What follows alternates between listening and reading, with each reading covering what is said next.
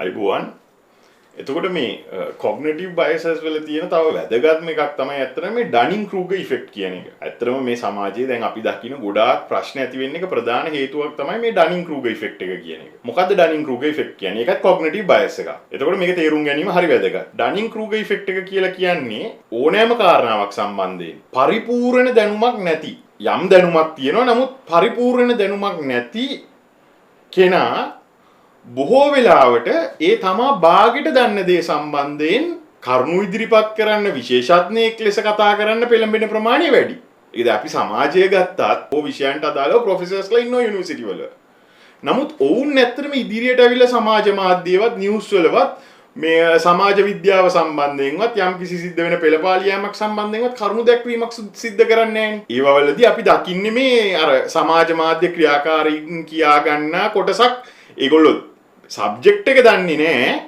නමුත් එඩිටරව හයියෙන් ඉස්සරහට ඇවිල්ලා මේ ප්‍රශ්නේ ගැන කතා කරනවා. මුකුත්ම නොදන්නෙත් නැහැ. ඒක තමයි ඩනින් ක්‍රූගර් ඉෆෙක්ට් එක කියලා කියන්නේ. එතකොට මේ ඩනින් ක්‍රූගර් ඉෆෙක්ට් එක ඇත්තටම සමාජයට ගොඩක් බලපානවා. ඒකට බලපාන්න ප්‍රධාන හේතුව තමයි මේ යම් විෂයක් සම්බන්ධයෙන් සම්පූර්ණ පරිපූර්ණ දැනුමක් නැති පුද්ගලයන් විශේෂඥයෝ හැටියට ඉලිප්පෙනවා. සහ මිනිස්සු ඔවුන් කියන දේ මේගොල්ලෝ විශේෂඥයෝ කියලා පිළිගන්න පටන් ගන්නවා. අන්න එතනදී සමාජයට ගොඩාක් හානිදායී දෙයක් සිද්ධ වෙනවා. දැන් උදාහරණයක් වශයෙන් හිතන්නකො හැම සම්බන්ධයෙන් කියලා දැන් යම් කිසි කෙනෙක්ට සුදු වෙන්න ඕනේ නම් මම හිතන විදිහට ඒ පුද්ගලයා කරන්න ඕනේ කියලා චර්ම විශේෂඥ වෛද්‍යවරයෙක්ව හම්බ වෙලා තමන්ගේ අවශ්‍යතාවය කියන්නේ. නමුත් සිද්ධ වෙන්නේ ඒක නෙමෙයි. අපි Instagram එකේ බලලා ලංකාවේ ඉන්න සුදුම නිලිය ගාන ක්‍රීම් එක ගාලා සුදු වෙන්න තමයි අපි උත්සාහ කරන්නේ. සහ ඔවුන් ඇවිල්ලා මේ ඔවුන්ගේ ප්‍රොඩක්ට් එක ප්‍රොමෝට් කරනවා මේක ගෑවහම සුදු වෙනවා මම මේ කිරි ගහට යනවා වගේ කියන්නම් කියලා ඔවුන් ප්‍රොමෝට් කරනවා බය නැතු. සමහර ලාවට ඔවුන්ගේ ප්‍රොඩක්ට් වල බ්ලීච් තියෙන්න පුළුවන් වෙනත් රසායනික ද්‍රව්‍ය තියෙන්න පුළුවන්. නමුත් ඔවුන්ට ඒක ගැන දැනුමක් නැහෙනේ. ඒක නිසා ඔවුන් බය නැහැ මේ ප්‍රොඩක්ට් එක මාකට් කරන්න.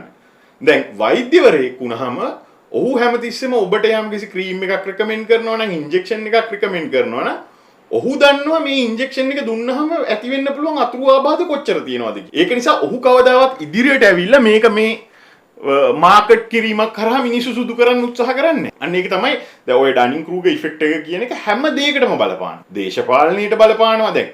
උදාහරණයක් වශයෙන් දැන් මේ අපේ දැන් සිද්ධ වෙලා තියෙන දේශපාලන වෙනස ගන්නකො. මේ ආණ්ඩුවට ගොඩක් අය කියන එකක් නෙමෙයි ඒගොල්ලන්ට මේ වැඩේ තේරෙන්නේ නැහැ තාම කරගෙන යන්නේ කියලා. නමුත් ඔවුන් දැන් කලින් ආණ්ඩුව ඉන්නකොට තාම නිර්දය ලෙස විවේචනය කරා. මේක කරන විදිහ වැරදි. පෙට්‍රල් ගෙනහවම් මෙච්චර සාක්කු විදා ගන්නවා. හාල් ගෙනහවම් මෙච්චර සාක්කු විදා ගන්නවා. නමුත් දැන් ඔවුන් කරන්න ගියාම ඔවුන්ට තේරෙනවනේ ඒක නෙමෙයි ඇත්ත කතාව කියලා. එතකොට දැන් මිනිස්සු මෙච්චර කල් හිතන් හිටියා මේගොල්ලෝ කියපු දේ තමයි ඇත්ත. නමුත් දැන් ඒගොල්ලන්ටත් තේරෙනවා මේ විෂය ගැඹුරින් හදාarලා බැලුවාම ඒ කියන කතාව නෙමෙයි තියෙන්නේ. එතකොට දැන් එන්න ඔවුන්ගේ ක්‍රියාකාරකම් සහ ඒ කියන කරන දේවල් වෙනස් කරගනිමින් යනවා. ඔන්න ඕක තමයි ඩනින් ක්‍රූගර් ඉෆෙක්ට් එකේ තියෙන භයානක. ස්තුතියි. අපි තවත් කොග්නිටිව් බයස් එකකුත් එක්ක හමු වෙමු.